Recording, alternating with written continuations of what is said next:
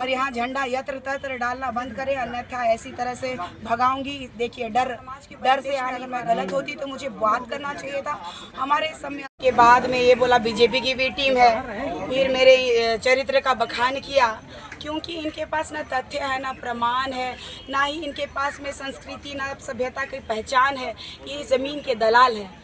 ये जब नहीं सक रहे हैं तो प्रहार वहाँ से करेंगे, क्योंकि सुबह भी मुझे कॉल आया, मैसेजेस आया, मुझे जानकारी थी मेरे फोटो का, लेकिन मुझे कोई फर्क नहीं पड़ता। ये लड़ाई जो है तिरकी को बोलते दलाल है, वो उसको रेपिस्ट बोलते हैं। आप एक चीज़ बता दीजिए, मेरे भाई की बिरसा मुंडा समाधि स्थल यहाँ पे है और ये लोग धर्मांतरित ईसाई लोग हैं, और मुंडा परिवार की अगर इतने ही तैसी है धरती आबा बिरसा मुंडा जी की ज़मीन को बचाने के लिए वाकई ये लोग निकले हैं, तो हमारे बिरसा मुंडा जी के वंशज कहाँ हैं?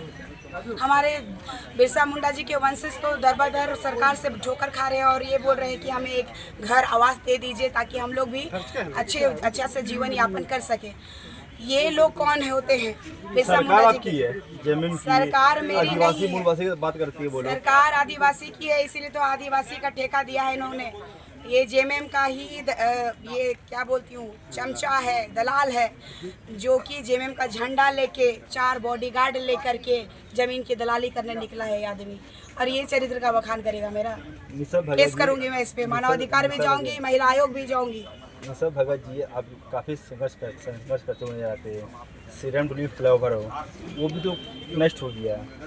सीरम टोली फ्लाईओवर में हमारी माताएं बहनों को इसने स्टेज पे चढ़ के जो विरोध कर रही थी कि सीरम टोली का थोड़ा सा आगे फ्लाईओवर बन जाए तो हमारा सीरम टोली का जो प्रार्थना स्थल है, जो सरूल के टाइम में जो लोग नाचते देख के आते हैं तो उनको असुविधा ना हो बोल करके उन्होंने विरोध किया था।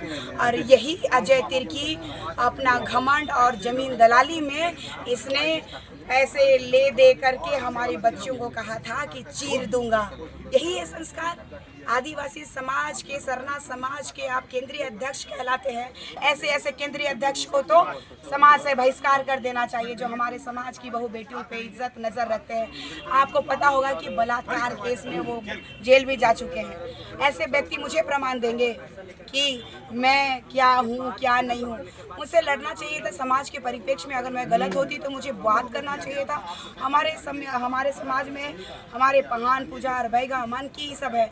हमारे यहाँ पे दलाली नहीं चलती है, और यहाँ झंडा यत्र तत्र डालना बंद करें, अन्यथा ऐसी तरह से भगाऊंगी। देखिए, डर से आ नहीं पा रहा है। इसको कहते हैं निशा भगत का डर, और ये सरना समाज का डर। आज समाज जाग गया है, झंडा एक झंडा भी दलाली करने नहीं देंगे।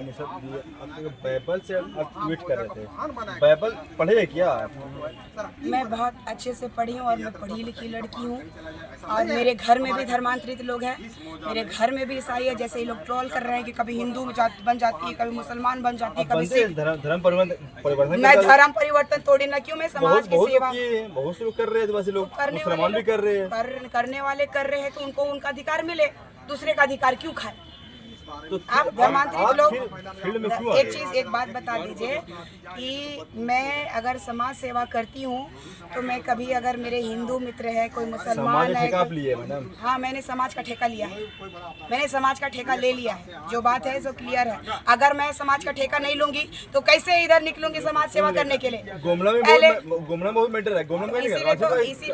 इसीलिए तो प्रभाकर मेरा पूरा झारखंड है, मेरा पूरा झारखंड है। आप कौन होते हैं मुझे बोलने वाले कि मेरा पूरा झारखंड नहीं है?